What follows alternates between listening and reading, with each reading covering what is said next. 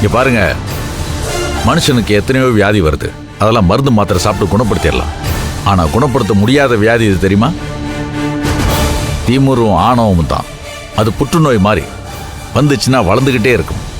தயவு செஞ்சு அதை தூக்கி போட்டுருங்க, இல்லைன்னா உயிருக்கே ஆபத்தா போயிடும். ஏய், என்ன திமிரா? இல்லைங்க, உங்க நல்லதுக்காக சொல்றேன்.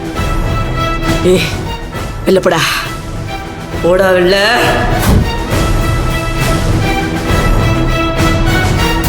இங்க பாருங்க, யாரையும் மரியாதை இல்லாம பேசாதீங்க.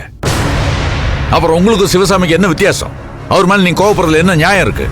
ஏண்டா, உனக்கெல்லாம் வெக்கம், மானம், சூடு, சொரணை எதுவுமே இல்ல. இவ்வளவு தூரம் சொல்லிக்கிட்டே இருக்க, அதுக்கப்புறமும் இங்க என்ன பேசிக்கிட்டே இருக்க? இப்ப நீ வெளியில போல ரோட்ல கிடக்குற சிறுப்பாலே உன்னை அடிப்பேன்.